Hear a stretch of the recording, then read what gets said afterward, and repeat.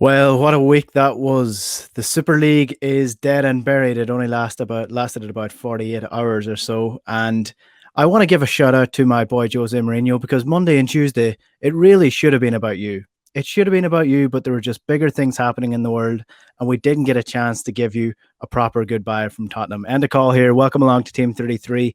We're going to be looking at Jose Mourinho tonight, but that's coming a little later on in the show. We have to talk about the Super League because it is the end of a week, the end of a crazy busy week for a lot of sports journalists out there. But the end seems to be the biggest end for the football administrators like Ed Woodward, who's gone from Manchester United. Who knows what's going to happen with Agnelli at Juventus, and Florentino Perez, his monopoly over Real Madrid over the last couple of years might actually come to an end because of this. Colm, Boohig and Will O'Callaghan are on the line with me. Lads, how are you getting on?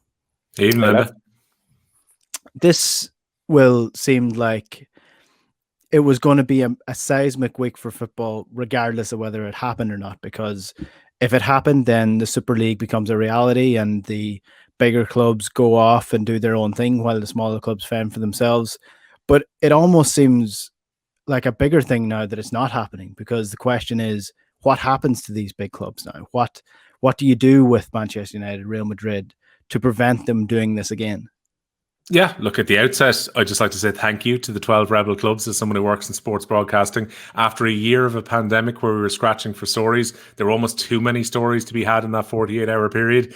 And yeah, I mean, the fallout on this is going to be massive because every club got into this for different reasons. And I think for the three Spanish clubs in particular, and like it's fairly clear that, you know, Florentino Perez mentioned the 400 million or so that's been lost in revenue by Real Madrid. They're not able to get their stadium completed currently because of the financial impasse that they're at. So they've been playing at their B team stadium this year, even in the Champions League. Atletico Madrid, I would imagine once they saw that Real Madrid and Barcelona, who already take the lion's share of the revenue from La Liga, had to get involved to have any chance of hanging on to their coattails and being able to progress the club. Barcelona, it's very well known, are already 1.2 billion in debt. And when you look at the Italian clubs, again, Juventus had to be looking at the revenue that the Premier League clubs were able to make with a huge amount of envy because they have dominated Serie A over the last almost 20 years now at this point. And despite the fact that Juventus are winning season on season, they've got an aging team, which is going to have to be regenerated at a big cost in the next few seasons. And I am sure that their management were looking at this as a potential silver bullet to get around the fact that Serie A is not going to be able to compete with the Premier League financially. Similarly, AC Milan and Inter Milan have fallen off a cliff in recent seasons and they've had a change in ownership. And their owners from America and from China, respectively, I think we're more than happy to get involved in what would be effectively a franchise system in playing games midweek. And I think that disconnect has been shown up. It's going to have a bigger fallout for some clubs than others.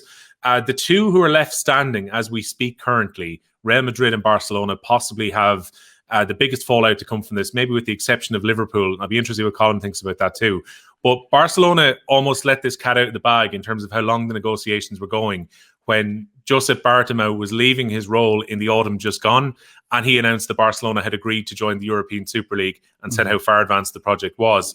Joan Laporta came in and had spoken out against the idea of going for a European Super League, and yet his club were still in a very lukewarm way joining as one of the 12 founder members. There's an argument to be said that if Laporta agreed for Barcelona to go in, the socios of that club, because it's a fan-run club, could easily show him the door after this.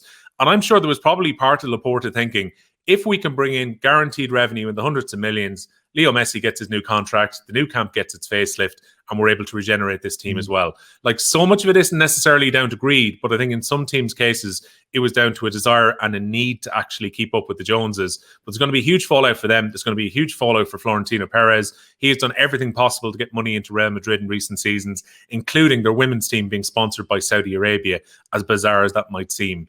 But that's where we're at with this. And Liverpool particularly have seen the backlash. We saw on Wednesday John W. Henry putting out that video because fans were unhappy with the level of the apology that they received. Manchester United have not exactly covered themselves in glory in how they have not apologised for getting involved too.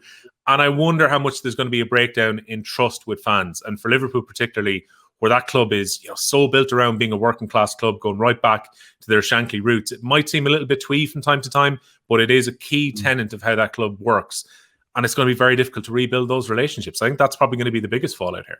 Yeah, for sure. And for those of you that missed the story, I don't know if anybody in the world missed the story over the course of the week, but essentially how it went was Sunday night, there was murmurs of this happening.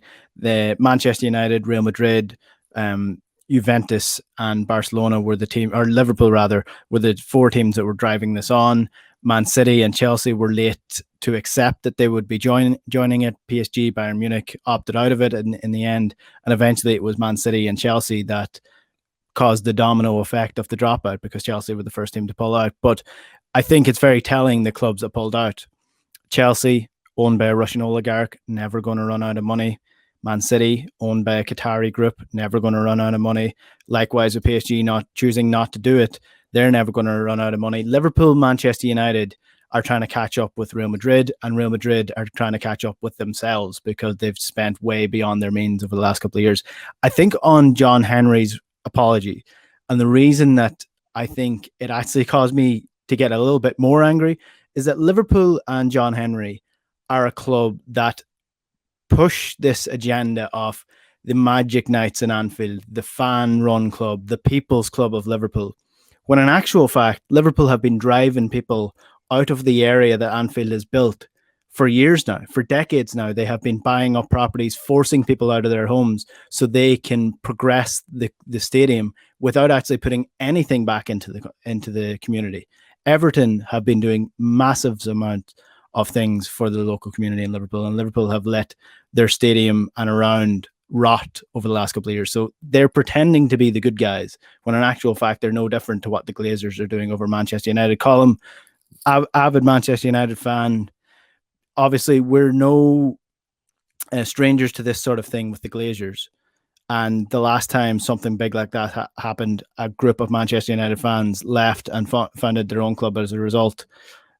Is that going to happen again? Is this just same old Manchester United, really? I don't think anything will change, unfortunately. I think we're in a time capsule as we speak where there's a lot of emotion and some bit of solidarity this week in the footballing world, but people have short memories. If when we go back to playing now, and Ole Gunnar Solskjaer's had a very good second half of the season in charge of Man United, and if that continues and the results continue to improve, and if they win the Europa League and they play in the Champions League next season, which they're now free to do, there will be dissent about the Glazers, and every time the Manchester United official Twitter account tweets, there'll be the hashtag Glazers out. But you won't see any followers drop off in their total followers on top of Twitter. And ultimately that means that the Glazers will win. So there will be a lot of bad will towards them. It'll be at an all-time high right now and for the next few weeks and months. But you remember that there were these protests in 2010 with the green and yellow scarves. And I remember AC Milan came to town and played in the Champions League, and David Beckham was playing for Milan on I think his second loan spell there. And after the match, the fans threw the scarves onto the pitch, and he picked up one of them and wore it as he walked off the pitch, Beckham. It's a very powerful image. And 11 years on, the Glazers are still in charge. So I've been caught up with the events all week long, like everybody has, like all of us. As Will said, it's been a great week to be working in this industry because it's non-stop news, and it's great fun to cover, and it's exciting. And I definitely have been emotional. I mean, on Monday, I was way too down for someone who they don't care about, that, and that got me more down. And then I thought, geez, I thought I'm too old for this, to feel this. It's a long time since I've used to cry regularly when United would lose matches in the late 90s and early 90s because I couldn't understand how they lost matches. Didn't make any sense to me, to becoming completely cynical with the whole thing and then just enjoying watching any bit of decent football. But look, this is a long time coming, and football has... I don't know about you two lads. It is interesting, actually, and I am interested to hear from both of you, because you work in football. Do you still enjoy matches? So I'm finding it quite tough to really appreciate matches in the last year, especially without fans and atmosphere and VAR, and just waiting to find out if goals are actually legitimate. And VAR... I just appreciate a first touch now, or some good build-up play. I know I'm going slightly off topic there, but it culminates in my whole thinking that I think this is just the start of it, and I think that the the new Champions League update from 2024 is a version of this European Super League, and they're going to get it in through that way. Yeah. Well, VAR has definitely taken a bit of an enjoyment out for me, but I think I was kind of at the position where if I wasn't working on football, I wouldn't be watching the Premier League anymore. That's where I stand. I take huge enjoyment in watching the League of Ireland and in following Celtic and the SPFL. I know people kind of will laugh at that a little bit because Celtic are essentially the super club of the SPFL, and if them and Rangers decided to up and leave out of there, then what would be stopping them? But I don't think we understand fan culture enough in this country to understand what this actually means to people, because we don't have a fan culture in this country. People don't attend the League of Ireland matches the same way as they do in England to their local clubs. There are many people that do go to League of Ireland regularly and hold season ticket holders, and that's great, but we don't have enough of that to understand fully the impact that this have. We're talking about people who, if you introduce you to them and ask them to tell you something about them, the first thing that they would say would be, my name's John, I'm a Manchester United fan. That it's their personality. The club means that much to them. And I think we're at the stage now, we're at a critical point, and I've been mulling this over for the last couple of days. Like the football clubs do not need these fans. They don't. And that's why they do it. They don't need the match going fans. They don't need the local to go in, week out. Money wise, they don't need them. But the product suffers massively as a result of losing these fans. Look at what Old Trafford has become since the Stratford End is more or less the only part of the stadium now that has regular fans. Anfield, Liverpool would not be able to market the great European nights at Anfield if it did not have the fans who are there week in, week out, providing that atmosphere. If Anfield becomes a plastic stadium with only rich tourists coming into it, then the product is weakened, and ultimately you would end up with a product that resembles nothing that made it great in the first place, nothing that made it this global brand in the first place. So I just don't know if it would be sustaining enough. I don't know Will, you want to jump in on this?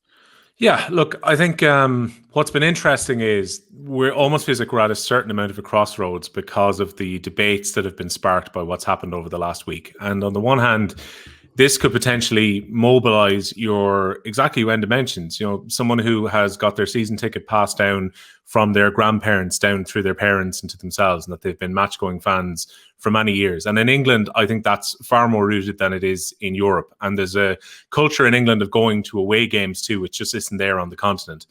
It goes entirely differently to how Florentino Perez sees the future of football. I remember when he first spoke about the idea of a European Super League about 3 or 4 years ago, and the idea wasn't even necessarily to play this midweek in the way that the Champions League is played. He actually envisaged this idea as being, let's put this on at times that are actually quite accommodating for markets elsewhere. And the money that we can bring in and the viewership that we can bring in will come from Asia and from America, where there's big populations and potentially pay-per-view companies that will be willing to sell the idea of Real Madrid playing against Manchester United at 3 o'clock on a Saturday afternoon. And almost the feeling at that point was that they would go with the domestic leagues midweek. And because Real Madrid and Barcelona are so big, everyone else in La Liga would roll over and they would happily accommodate these teams, playing their super matches during the week. So the way that they see it, and even you saw Florentino Perez say this week as well, that he would be happy enough for games to be reduced back from 90 minutes to 80 minutes. And it's about appealing to a younger audience.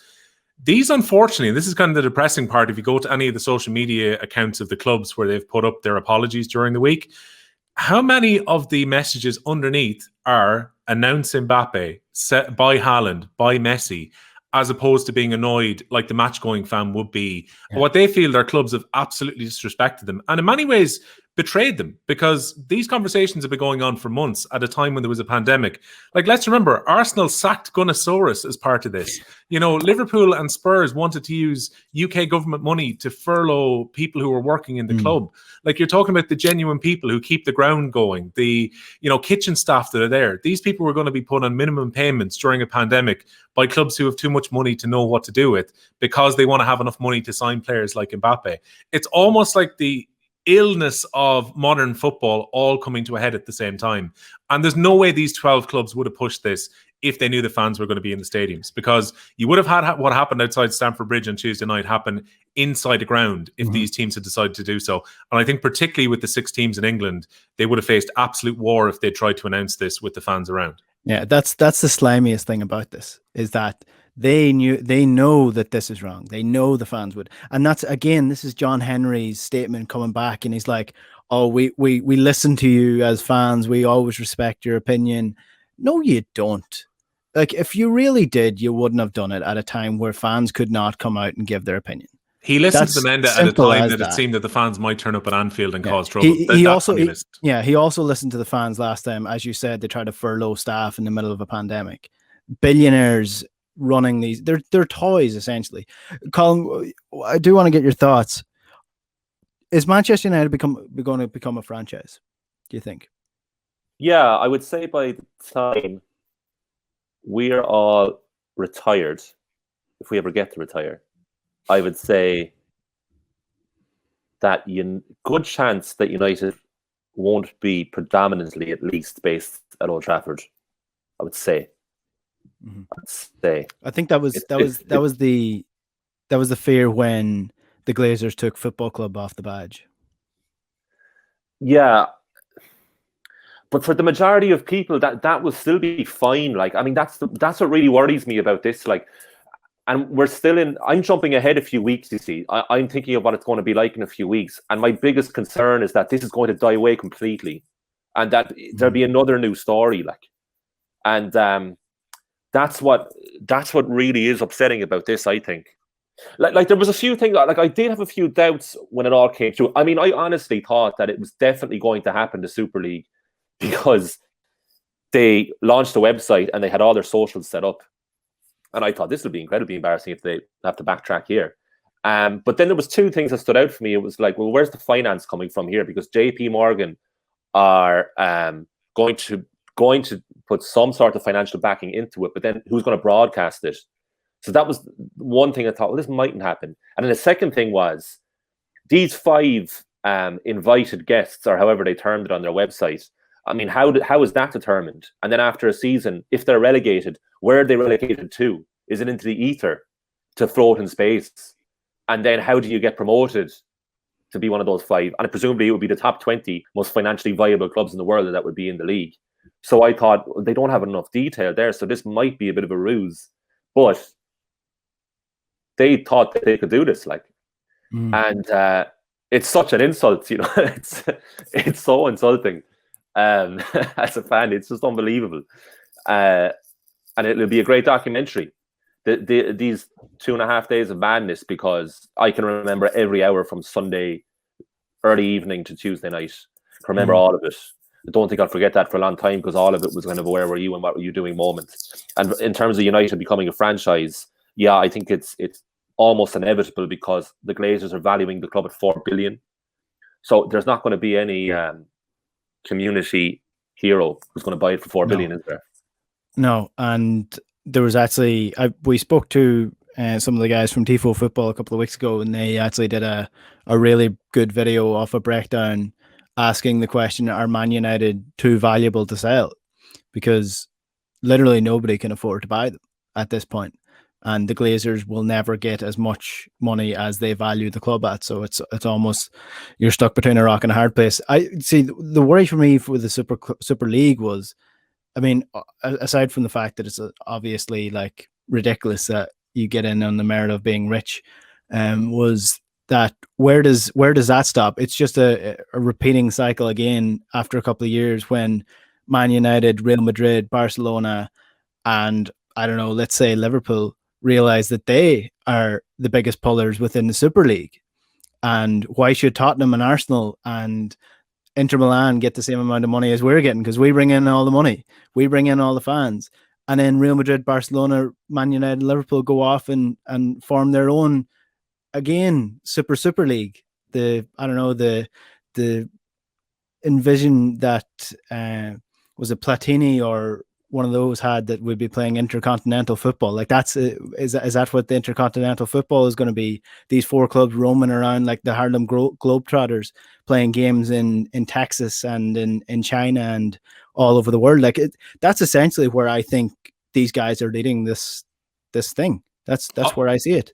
I've no doubt, and particularly if the group stages had played out in the way that this was presented on Sunday night, I think it was inevitable within a few seasons that games would have been played in the Gulf and games would have been played in Asia and in America. They already kind of had this set up in a way. Remember the Guinness series that they used to play over the summers where there wasn't a tournament on, where they would play in effectively what were like mini conferences where some teams would be playing in the West Coast in America, some would be East Coast, some were in Australia and some were in Europe. And that was already there as an idea that the clubs would play friendlies in an interconnected tournament. And then you see little things that have happened in recent seasons, like the Italian Super Cup has been played in Hong Kong. They went to Saudi Arabia 2 years ago to play the Spanish, what was effectively the last 4 now of their Super Cup. They've played 1 season in Morocco too. Like they've already kind of tested the waters, some of the leagues, in doing this to see if they can open up markets elsewhere. And like it's kind of, again, this is a sickening way to look at football, where it's taking football as far away from the fans as you possibly can. But you're doing it because you can go to a new market and potentially sell more jerseys or sell more product. And like even, do you remember a few seasons ago, Barcelona were going to play Levante? I think, was that going to be in possibly in Qatar? I think it was going to be in Qatar, yeah. Yeah, the idea was that at least it was going to be played in the Middle East. And again, this was about fostering relations between Spain and Qatar. And now you see money flowing in from, in recent seasons, Qatar Airways into Barcelona. Saudi Arabia have been setting up pipelines with Florentino Perez and at the same time sponsoring their women's team. Like all of these little relationships would have led at some point to European Super League games being played abroad. But what surprised me, lads, most about this was how unpolished everything was in terms of no slick press release put out by one single body. You were waiting and everyone was on Twitter at 11:30 looking at the different club accounts to see who was going to put something up first. They didn't put them up in a coordinated way. It didn't feel like a set press release that went out across the clubs. The banner and the logo were absolutely horrific. Like, I think it was Gavin Cooney from the 42 that pointed out very nicely that it looks like the printer ran out of ink at some point going along the logo. Such was the unprofessionalism of it. And like, the fact that this was announced through leaks as opposed to, some kind of special presentation where you've got Florentino Perez as the architect of this standing up and delivering it, like that didn't happen. Everything went out really piecemeal. And I think for the cynical among us, we'll start to wonder if those 12 clubs were just trying to push the boat a little bit 24 hours before UEFA were due to make the announcement about 2024, and that this was a way of getting Sheffield to say, hey, exactly like he did, if you say you're sorry, we know that we need you 12 clubs to make the Champions League an interesting prospect. Come back into our embrace and we will reform the Champions League for you. Mm-hmm. Do you think that, do you think that, right, to play devil's advocate here, that Florentino Perez had a point in that matches are too long for young people to pay attention to? It's like the T20 of cricket, isn't it? Like, I mean, you're going to get people who are like particularly interested in, like with cricket, and some will watch test cricket, but it's a hard sell to say to somebody, hey, sit down and watch 50 overs. And that's why 2020 started. It was there for the short attention span. It was something you could watch over a few hours and you could just get in and out. Similarly, like Florentino here is basically saying, let's cut this back. Let's get some more ads in at halftime and let's finish things out quicker so people can follow the games along on Twitter. I reckon you're a football fan who really likes football will more than happily sit down and watch the traditional 90 minutes. But maybe those who are thinking about playing FIFA Ultimate Team while they're watching a game, maybe 80 minutes is better suited to them. I don't see the timing going back though. No, I don't know. I think we underestimate the attention span that people have. Like people, there's this assumption that young people have short attention spans just because, they like things quick and fast and, like TikTok videos are shorter and all that. They're good. They also like good value films and Netflix and binge watching things for 3 hours. It's not that they have short attention spans and which suggests that they're not intelligent enough. It's not that. It's that there's so much content to consume now that how could a product keep the attention of people for an hour and a half now, especially if that product isn't exciting. Like, people move on from a video straight away if it doesn't do it for them in the first few seconds. So it's not that, but like the most common behavior now in the first world to watch football, I would say, is you throw it on and you watch a few minutes of it, and then the ball goes out of play for a throw or someone goes down injured and you pick up your phone and you scroll through Twitter and you're not really watching. But the broadcasters won't care because it's still on, so it still counts as a viewer. Yeah, I don't know. Maybe I'm old fashioned, but I think as well, Enda, though, that Florentino Perez would have been extremely aware that traditional broadcasters wouldn't have been able to afford the type of money that the Super League was talking about for broadcast rights. And I would be shocked if they went to JP Morgan and JP Morgan were getting ready to underwrite a certain amount of money if they weren't able to say we've got a commitment from a broadcaster to actually put this money in, because the house of cards would have come down even quicker than the clubs pulling out if the financial deal hadn't been there. I would have been shocked if this wasn't broadcast on Facebook or Amazon. Like, I think there's no way, and that's why you had Sky and BT up in arms and more than happy to have their pundits on, saying how this was the end of the world, because BT and Sky knew that they wouldn't be able to compete with the rights arrangement around this. Yeah. And they're companies who are already paying the best part of £1 billion to broadcast the Premier League, and in BT's case, hundreds of millions on top of that to broadcast the Champions League. If this was going to be like a $4 billion deal, you're only really looking at streaming services who would have been able to do so. Mm-hmm. Yeah, it's the one thing that I'm just confused by is, though, like, if this was a ploy, what was the end game? Because either they completely overplayed their hand and messed this up, or there's a long way to go in this story that we're not quite seeing yet, and it hasn't exposed itself yet. Because if you look at this now, these clubs have no leverage. What's their leverage now? Because they tried it didn't work, and now the leverage is the ball is in UEFA's court. The end game was revenue. It's just guaranteed revenue. That's all it is. They're a business. I mean, owners treated as a business. They're not a fan. And how could you expect them to be? Like at the same time, like, we're all going in heavy on this, and rightly so. And then from their point of view, I completely understand why they tried to do this. Totally. No, I know that, but I mean, like, did they must have, like, I just don't think this couldn't have been a PR thing where they launched it and they meant for it never to work. No, I think you're right. Yeah, I think you're right. I mean, they lose all of their credibility. They lose all of anything that they had, any power over UEFA that they had. They've lost now. So, well, they did strategize, I think, because as Will said earlier, okay, they knew the Champions League reform was just around the corner, so they said, well, we'll do this, and then we'll fall back on the Champions League, which is exactly what they're doing now. So, but they know, those clubs know that UEFA needs them in the Champions League as well. So they can still play their hand. They just won't make as much money now. Yeah. But in the case of Real Madrid, they could be really in trouble. Yeah. At the same time. All right. That is the European Super League. We will wrap up our coverage for the week on that. If you want to look back at some of the great stuff that we did over the course of the week, there's loads of stuff from Philippe Auclair saying that Florentino Perez should be thrown out of football, to Marcotti explaining the situation at Juventus and how that works with Ceferin, because of course Agnelli is actually his son's godfather, and I think they're brothers-in-law as well. So there's that, and loads of really great reaction from great pundits as well. Andy Mitten on Ed Woodward and why that he has chosen to step away, and the decision that, or the events leading to that decision as well. So that's all available in the OTB Sports app as well. We'll be back again after the break talking about the man Jose Mourinho. Now you're welcome back to Team 33, Enda Coll here with you. If you want to get involved in the conversation tonight, you can text us on 53106 or tweet us at Team33. That's all spelled out in words. We were talking about the European Super League before the break, but it's time to talk about the main man, the man who got no attention this week. And I can't tell whether he would be absolutely delighted by that or absolutely furious by that. And that is Jose Mourinho, who has been sacked by Tottenham. It came around about Monday afternoon when everyone was getting really into the Super League, what's happening. So it kind of went under the radar. And we on the show did a series on the All or Nothing, the Spurs All or Nothing, and it ended up being nothing for Jose Mourinho because he didn't even get a chance to lead them to the Carabao Cup. What a poor Jose. Poor Jose. The first club that he hasn't been allowed win a trophy with, Colm. The third, after Benfica and Unai Delira, but they were his first two managerial positions. And at the second one, he actually did very well and then moved on to Porto. But absolutely, he's won a trophy ever since he's become famous and made himself famous at Porto. He's won something. And more than one trophy at each club. And he's 6 days away from possibly winning another, which is, that really was booting it in. But I was looking back today, lads, the date of the last 3 episodes that we covered from All or Nothing, which was the 17th of September, 2020, and they had a terrible start to the season. They had lost to Everton in the first day of the season, and they looked shocking. And Dele Alli was taken off at half time and basically never played again. And then 3 days after that recording, they beat Southampton 5-2 at St. Mary's Stadium when Sonny Heung-min and Harry Kane absolutely ripped Southampton apart, and then proceeded to rip loads of teams apart, and they were top of the table in November briefly, and then it all just came crashing down spectacularly.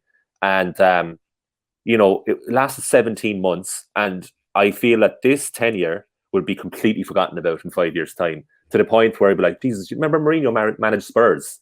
Because it's gone like that. And very simply, who has he improved since he's managed, and he's just cast aside the most creative players, and Son and Kane kept Spurs going in spite of what Mourinho was doing. And it was a weird part to me as a United fan, that I first of all just knew this was going to happen at Spurs. I'm not being smart there. We all knew this. And secondly, it was kind of like there was a feeling of I told you so. This, of course, this would happen. Did you see what happened at United? Why would this work at Spurs? And look what happened. But yeah, the fact that he was barely mentioned at all on Monday, I don't think he'll be happy with that, Enda, because you weren't sure. I don't think he'll be happy.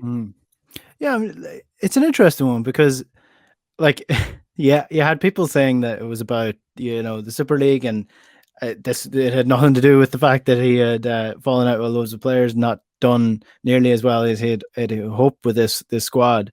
But really and truly, this was it's actually kind of laughable now for Daniel Levy, because he sacked Jose and paid him out all the money in the hope that this European Super League would be bringing in loads of that, and now they're not. So absolutely delighted for Daniel Levy, who doesn't come off well in the all or nothing Spurs doc at all.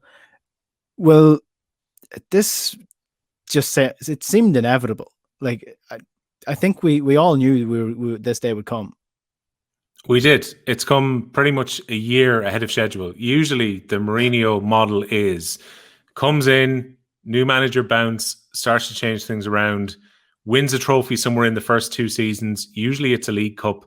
And then in the 3rd season, things start to turn because he starts to fall out with players and the results start to drop. He didn't even get the full kind of first season and hasn't got the full 2nd season. It's 17 months spread across a pandemic, which makes it even more unusual.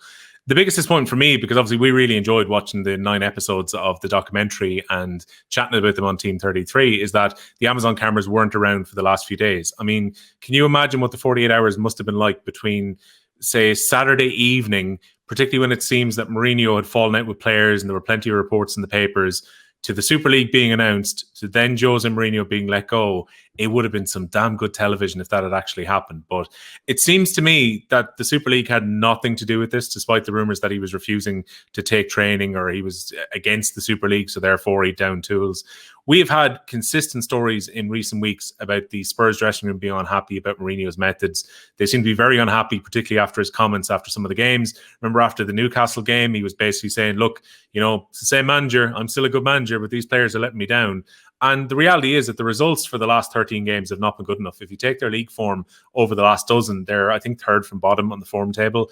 And at a time when the top 4 has almost felt like, who doesn't want to be in the top 4 this season? Because even Leicester and West Ham have been dropping points in recent seasons, and Spurs have been messing up when the opportunities have afforded themselves to get in there.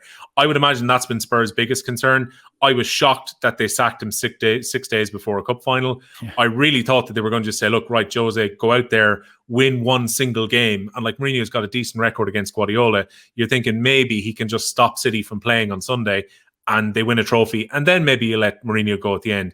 The one thing I did wonder, and a few people kind of speculated on this, was maybe it was cheaper to get rid of Mourinho before the cup final, because there was a concern that if they won, there might have been some kind of clause in his contract that it would have been more expensive to get rid of him, or maybe it triggered an extension if they were to win. That's been speculated. It's purely based on what the newspapers have been saying over the last few days. But the reality seems that this is going to be quite an expensive managerial change. So I wonder who Spurs have in mind, because Ryan Mason's going to be in charge for the rest of the season. It's a free hit for him. If he loses the cup final against City, no one's going to really hold that against him. If he doesn't get into the top 4, it doesn't matter. If he achieves one or the other, he becomes a hero straight away. I wonder, do Spurs have someone in mind for this summer? Brendan Rodgers? And that brings the question, would Brendan Rodgers really leave Leicester to go to Spurs? Yes. Yeah. Yes, in a heartbeat. Yeah. Yes, he would. Because he's like, listen, obviously I'm bringing a little bit of bias into this, but I'm also bringing some experience into this. And I rate Brendan Rodgers very, very highly when it comes to his managerial ability. But that man has a ruthless intensity and a ruthless ambition about him that he will absolutely up and leave Leicester City if he thinks that Tottenham is a better opportunity for him to progress his career. Definitely, And I agree with that. I guess if you're looking across Europe, who's available? Well, Nobody Julian really. Nagelsmann. Julian Nagelsmann likely going to Bayern Munich next year, especially with what's going on at their club at the minute. They're not necessarily happy. The relationship between the director of football seems to have fallen apart with Hansi Flick. Sorry, forgot his name. Yeah, he's gone. Yeah. So that relationship seems to have sort of fallen apart a bit. So it'll be interesting to see. One thing about this Mourinho, right? I have a theory about Mourinho. I want to bounce it off you. He's the big Sam now of the European super clubs. He's the guy that people will go to and trust to bring in because he's got a track record now, relatively speaking. So Big Sam's being successful in terms of what he's expected to do, and that's keep clubs up. Mourinho is known as a trophies man, and he's made himself that with his talk and the fact that he's won trophies at every club. He will bounce around big clubs in Europe now on the promise that he will win a trophy, and he probably will come in and win a trophy, like he probably would have won the Carabao Cup this weekend. And that'll be him. He'll be happy out, get a payout at the end of every season, and be happy out the way he is until he gets that international job, and then he'll go on and win the World Cup. Yeah. Speaking of trophies, if Ryan Mason wins on Sunday, will that be the highest profile trophy a manager has won in their first team managerial position? In their first ever match? Yeah. I would imagine as their first match, definitely. I'd say, like, I can't imagine there can't be too many managers that have taken over before a final. Yeah. But David Moyes won the Community Shield in his first match, Manchester United manager. And everyone knows that's a big trophy. Sorry, I had a point there. I just got to that by Ryan Mason. Yeah, it's not a bad shout, the Big Sam one. I mean, it's funny because when you say that, and I'd say there'll be a few comments in this now, will be like, Big Sam, he wishes Aderdici, like, but with Mourinho, my theory is that he's been a broken man since he left Real Madrid because the players had no respect for him because he never played. So Iker Casillas and Sergio Ramos just wouldn't listen to him. It was the same when Rafa Benitez went there. And he became incredibly cynical afterwards because the Spanish media were ruthless with him, as they often are about managers. And when he came back to Chelsea, he was the peaceful one. Or what was the term he used in his first press conference back? I think was it the calm one or the happy one, something like that. It's the happy one, yeah. The happy one, yeah. And I know he won the league again. He did very well there, but it was just a different Mourinho. And I think ever since then, even though he has been successful, he really has. There's a thing where he just lost that spark and he lost the passion for what he does, I think. And I'm not just saying that because of what's actually happened at every club since. And he literally has had 3 jobs since, and they've all ended disastrously, where he's gone out of nowhere. He's just gone. And I think it's his demeanor, and he's just, I do think he enjoys management, and he just longs for those days where he was revolutionary. Like, I mean, I remember when Inter Milan went to Chelsea, his Inter, in the Champions League, and when Sky Sports had the Champions League coverage, and they were just fawning all over Mourinho, and he went around with this glint in his eye, and he had this smile, because he was at his peak with Inter, really, because what he did there. And I miss that Mourinho. I think we all kind of do. And this new Mourinho is, it's kind of like his twin brother, who is also very talented, but doesn't have the same spark as his twin brother does. And I think that does leave him now in terms of, you were saying Big Sam, I would call that a football consultancy role, which I think is what he will be, and he'll be for hire. And he'll probably come in at this, maybe instead of Aderdici coming in like halfway through a season, Mourinho will get probably the full season, and then he might leave. But ultimately, I think he's destined for the Portugal job. And I'd be interested to see that version of Mourinho. Yeah, you've robbed a phrase from Mourinho when he came in and said that to Dele Alli. That question was his twin brother that wasn't quite as talented. I do agree. I think Mourinho has lost a bit of his charisma. Just that little bit of like, confidence, cockiness, arrogance that was lighthearted and Yeah, happy and when he it's first came. there. Like if you look at Mourinho when he first came, and this is why people loved him as well when he first came to Chelsea. He was this, really handsome, well-dressed, well-groomed Portuguese lad who was smart, funny, and really like willing to stick the boot into opponents. Whereas now he's just that little bit grayer. The smile doesn't appear as often, and it's more just sour arrogance, annoyance, doesn't Yeah, want to be there. I arrogance. think some of that, lads, comes from the fact that he is a serial winner, though. I mean, we've got to the point, particularly since around 2012, 2013, where both Jurgen Klopp and Pep Guardiola have moved past him in terms of achievement. And I'm sure that it's hurt Jose Mourinho quite a bit to watch Zinedine Zidane win successive Champions League trophies with Real Madrid, and to have watched Ancelotti win the Champions League with Real Madrid as well. Like, there's no doubt that hurts Mourinho. I would say he would love, and I'm sure he'd have a wonderful PowerPoint presentation ready to go to Bayern Munich if they would talk to him about the job potentially, because he would love to be able to say that he's won the league in Spain, Italy, Germany, and in England. And he would probably see that as a particularly unique achievement, which would be up there with the managers that I just spoke about a moment ago. I think there's still fire in Mourinho if a club get him in, and I think he has that proven track record over the last 20 years. The concern would be that if any club now at this point is deciding that they want to go for a project where they're building a legacy, you would want Jurgen Klopp or Pep Guardiola ahead of getting Jose Mourinho at this point. They've become the two managers that you'd want to have in place. Particularly, I think the job that Jurgen Klopp has done with Liverpool in recent seasons, this season's disappointment notwithstanding, to have won a Champions League and to have won a league with the raw materials that he had at Liverpool is probably the managerial achievement of the last 10 seasons or so. And like, you can't really argue against Pep Guardiola's CV over the last, 13 seasons that he's been involved in management. Like, he probably needs to win a Champions League with Man City to show that he can get a team to the absolute apex of European football that doesn't involve Lionel Messi or Barcelona. But still, if you consider the kind of consistency of performance and the trophy collecting that he's done between Barcelona, Bayern Munich, and Man City, it's a very impressive legacy. And I would say it hurts Mourinho because Mourinho wants to be remembered as the best manager. Like, his ego played up massively to the idea of going to Manchester United. He wanted to replace Alex Ferguson at the time, and I'm sure he was somewhat perplexed that David Moyes got that job. And similarly, I'm sure he was sickened that Pep Guardiola got the Barcelona job ahead of him when he interviewed for it back in 2008. These are the kind of legacy gigs that Mourinho wanted along the way. He's no problem putting noses out of joint. But I think when he finished his career, it will have hurt him that A, he wasn't there at the right time at Manchester United. He didn't get the Barcelona job, and these managers have moved ahead of him. And I'm sure whatever demeanour he has, these must eat away at him at night. Mm-hmm. Just to finish up then, he's going to be a World Cup winning manager though, isn't he? With Portugal? With anybody. Yeah, I think so, yeah.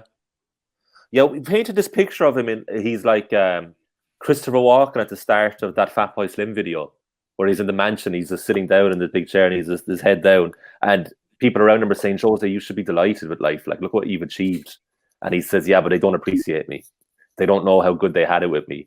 And I think that will be, I mean, I believe he's not a drinker, he doesn't go to the pub, but if he did, he would be that old man in the corner and he would talk about the second half of his career when people around him say, would you not tell them what you did in the first half of your career? And he said, but it doesn't matter because nobody appreciated it in the end. I mean, I really think Madrid broke him. And I think he arrived at United 3 years too late. I think if he did get that 2013 spot, I think he would have been so angry at the treatment in Madrid that he would have come back with a bang to a league that he knows he's loved in. And I think he really could have continued on from Ferguson and done something in about 2 or 3 years and then left, and then someone else could have come in. So, look, hindsight's a wonderful thing, but if I was around Mourinho, I would say you were one of the best ever. Enjoy that.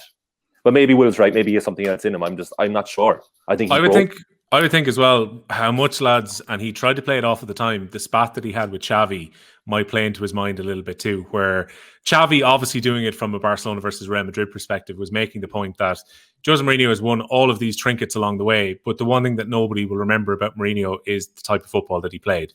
It's not like the people are going to remember fondly, like, say, the Cruyff Dream Team or Arrigo Sacchi's AC Milan or Pep Guardiola's Barcelona of the last decade, or any of these great teams, or even Klopp's Liverpool, who played fantastic football and won trophies and won the hearts and minds of people, where they're remembered as one of the great clubs. Xavi's point was people remember that Inter Milan had a particularly good season where they won a treble. They'll remember that Chelsea had a record points total in winning the Premier League, but no one's really going to remember the type of football that Jose Mourinho played. Yeah, I think that's fair enough, because that Chelsea team were amazing, though. I absolutely. Oh yeah, totally underrated, and played some of the best counter-attacking football that you'll ever see. I think Xavi was being unfair, and I think Xavi looks at everything through a prism that's about beautiful football in a way that he sees it. While there's a lot more ways to enjoy football than maybe tiki-taka, but I just kind of wonder whether that plays any role in Mourinho when he looks back in his career as well. Though, is that, will we ever say that there was a quintessential way that Jose Mourinho played teams? Because there's always this idea that it's park the bus. And it's Mourinho getting a result by putting the deadbolt up, as opposed to winning with any kind of style or flair, really. See, and this is the final point I'll make on Mourinho and this Tottenham side, is that one thing that this Tottenham side really defined was giving away leads. And that's when I was starting to worry about Mourinho, because Mourinho teams never give away leads. They never, like, the defining factor of that second return to Chelsea off Mourinho was they would take a 2-0 lead and they would win that game 2-0. They would go ahead, they'd destroy teams for the first 30, 40 minutes, go 2-0 up, and then that would be it. That would be the game over. No point in watching the rest of it.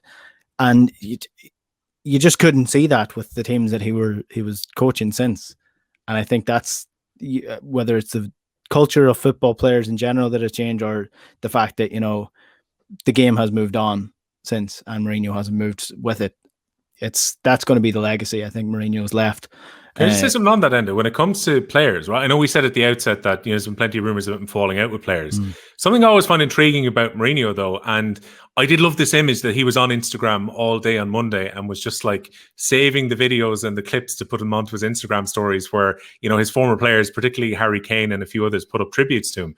Is that a lot of Mourinho's ex-players, and particularly people who you'd imagine have got big egos and could fall out with a manager, seem to love him. Like Zlatan Ibrahimovic always speaks about how good Jose Mourinho was to work under, had no problem with the fact that Mourinho was happy to sell him. You look at, like, say, players who cried when he got that Real Madrid job, like Lucio, and I think it was Materazzi was like in actual tears at the club bus. You can see how much Harry Kane actually respects him. And if you're going to say any player that improved in Spurs during the time, and it's difficult to get more percentages out of him, you could argue that Harry Kane's numbers when he hasn't been injured over the last 17 months have been insane. I would go one step further, and I think there's a certain type of character that loves Jose Mourinho. And if you look at who they are, it's the best players in the team. It's Harry Kane, it's John Terry, it's Frank Lampard.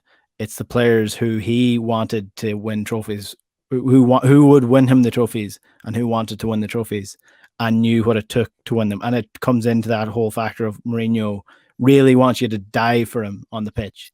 And the best players will do that. The ones that won't follow along are the ones that ultimately lead to it falling apart. So it's largely down to Mourinho's attitude, largely down to the way he treats the players. But I also do think the players who don't have that mindset do play a role in it as well. Yeah, it's the alphas. The alphas respond to him. Yeah, and maybe they're not as many as them now for various reasons that aren't all necessarily negative either. And he had a great spell where he made so many people happy. But Will makes a good point. So many former players love him because he ultimately improved their CV tenfold and made them even richer, because they were like, look what I won. And his legacy is not the football; it's the CV. Like he won't care that he even played good football. Well, it's like he said to Harry Kane in the All or Nothing documentary: "You're already a great player. I'm going to make you a winner." He nearly did. Nearly did. 6 days left. You saw the mentality with Harry Kane too. Harry Kane, to his own detriment, and I have a really bad feeling that Harry Kane is going to play this coming Sunday with a patched up ankle like he's had for the last couple of months. He's going to get injured, and then England's Euro hopes get entirely derailed by their captain going into the tournament injured. What a common story that's going to be. But Harry Kane will play through pain. And like we saw that in the documentary last year, it was one of those themes we talked about on different weeks. He didn't like the Coco Lamela, didn't feel 100% going out into a training session. It didn't matter that Coco Lamela went out and got re-injured because he came back too early. He liked Eric Dyer because Eric Dyer was willing to strap himself up. He didn't particularly like that Vertonghen and I think it was Alderweireld didn't want to rush themselves back. He didn't like that Ben Davies wasn't coming back ahead of time. He was almost making out to the medical team that these players were soft. Like, that's the side of Mourinho that, on the one hand, for guys who are willing to take the pain shot and just keep going, he's the guy you want in your corner, but he's probably not the manager you want if you need an arm around the shoulder. Absolutely. I think that defines Mourinho. And there's a great story about that actually with John Terry. When John Terry was injured, I don't know if it was in an interview he said it, but essentially he was on the injury table, and it was one of the most painful memories of his footballing career because Jose Mourinho came in and wouldn't even look at him, wouldn't even acknowledge him because he was on the injury table and he was his captain. That's the side of Mourinho that often ends his careers at these clubs. And for all his good, there's a lot of bad for Mourinho as well. So that is Jose Mourinho. Goodbye to you. You are no longer the Tottenham manager. Will you be back to us soon? Let's hope you are. We'll take a quick break. Colm, Will, you're going to leave us from there. Cheers for that. Cheers, lads.